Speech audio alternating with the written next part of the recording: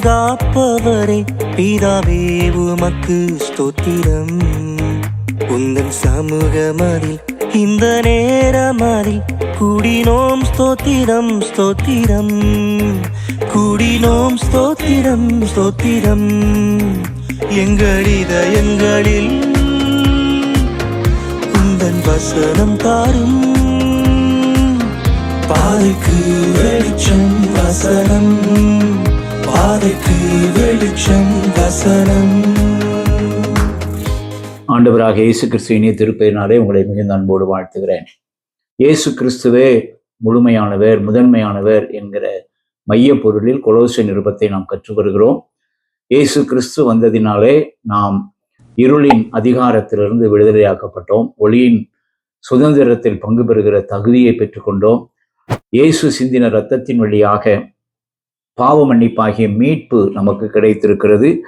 இந்த புதிய நிலைக்காக, புதிய அந்தஸ்திற்காக நம் ஆண்டவருக்கு நன்றி செலுத்த அழைக்கப்பட்டிருக்கிறோம்.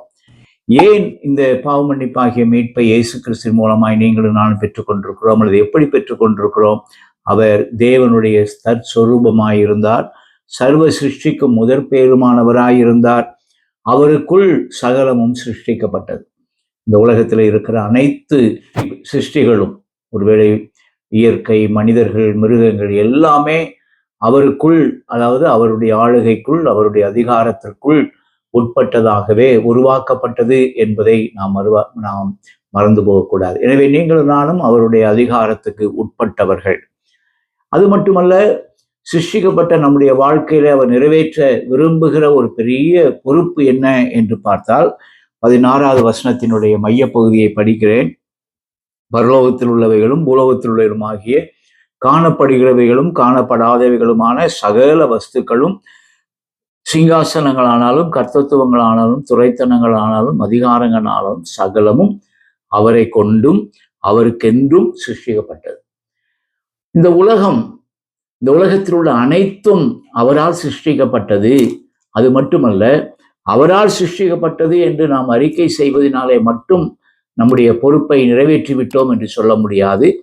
அவருக்காகவும் சிருஷ்டிக்கப்பட்டது, அவருக்கென்றும் சிருஷ்டிக்கப்பட்டது. அதனுடைய நோக்கம் என்ன? அதனுடைய அர்த்தம் என்ன? இயேசு கிறிஸ்துவை வெளிப்படுத்தும்படியாக, அவருடைய நோக்கங்களை வெளிப்படுத்தும்படியாக, குறிப்பாக இயற்கையும் சரி, மனிதர்களாகிய நீங்களும் நானும் சரி சிருஷ்டிக்கப்பட்டிருக்கிறோம். இதுதான் மிக முக்கியமான செய்தி. அவர் முதன்மையானவர், முழுமையானவர். எதற்காக? அவர் மூலமாய் சிருஷ்டிக்கப்பட்ட இந்த உலகம், இந்த உலகத்திலே வாழுகிற உயிரினங்கள், குறிப்பாக மனுக்குலம், நாம் அவருக்காகவே உருவாக்கப்பட்டோம், சிருஷ்டிக்கப்பட்டோம். அவரை வெளிப்படுத்துவதற்காக, அவரை அடையாளப்படுத்துவதற்காக, அவர்களை காண்பிக்கின்ற அடையாளங்களாக வாழ்வதற்காக நீங்களும் நானும் இந்த உலகத்திலே படைக்கப்பட்டிருக்கிறோம். இதை பவுலடியார் இன்னொரு நிருபத்திலே சொல்லும்போது, நீங்களும் நானும் நடமாடும் நிருபங்கள் என்று சொல்லுகிறார். நம் மூலமாக இயேசு கிறிஸ்துவை அறிந்து கொள்ளுகிற, அல்லது அவருடைய நோக்கங்களை புரிந்து கொள்ளுகிற ஒரு நிருபங்களாக, ஒரு புத்தகமாக நீங்களும் நானும் வாழ வேண்டும் என்று ஆண்டவர் எதிர்பார்க்கிறார். அன்புக்குரியவர்களே, நம்மை ஆண்டவர் படைத்ததனுடைய நோக்கம் அவருக்காக. அது மட்டுமல்ல, 17வது வசனம் சொல்லுகிறது, அவர் எல்லாவற்றிற்கும் முந்தினவர், எல்லாம் இயேசு கிறிஸ்துவுக்குள் நிலை நிற்கிறது. இன்றைக்கும் இந்த உலகத்திலே படைக்கப்பட்ட இயற்கை மற்றும் காரியங்கள் எல்லாம் பல விதங்களிலே தாக்கப்பட்டாலும், அல்லது பல விதங்களிலே பாதிப்புகளை கொண்டு வந்தாலும், அவருக்குள்ளாக இந்த உலகத்திலே வாழுகிற நீங்களும் நானும் நிலை நின்று கொண்டிருக்கிறோம். இன்றைக்கு நீங்களும் நானும் வாழ்வின் ஆதாரம் இயேசு கிறிஸ்துவின் மூலமாகவே நமக்கு கிடைக்கிறது. நம்முடைய வாழ்க்கையில கிறிஸ்துவின் வழியாகவே நாம் உருவாக்கப்பட்டோம், அவருக்காகவே உருவாக்கப்பட்டோம். அவருடைய தன்மைகளை வெளிப்படுத்துவதற்கென்று நாம் உருவாக்கப்பட்டோம். அது மட்டுமல்ல, அவர் மூலமாய் நிலை நின்று கொண்டிருக்கிறோம்.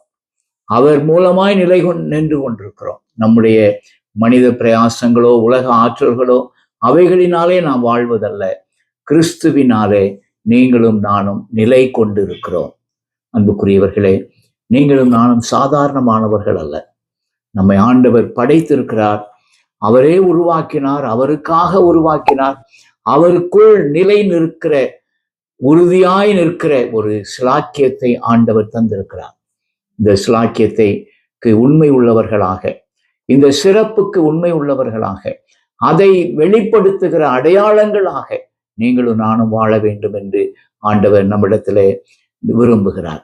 இந்த தெய்வ விருப்பத்தை புரிந்து கொண்டவர்களாய், ஆண்டவரே, உமக்குள் உருவாக்கப்பட்டு உமக்குள் நிலைந்து கொண்டிருக்கிற என்னுடைய வாழ்வு உம்முடைய அடையாளமாக உமக்கென்று நிறைவேற்றப்படுகிற காரியங்களை நாங்கள் காண்பிக்க எங்களுக்கு உதவி செய்யும் என்று சொல்லி தெய்வ சமூகத்தில் நம்மை அர்ப்பணிப்போம்.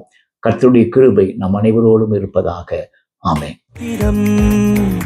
எங்கள் இதயங்களில் உந்தன் வசனம் தாரும், பாதைக்கு வெளிச்சம் வசனம், பாதைக்கு வெளிச்சம் வசனம்.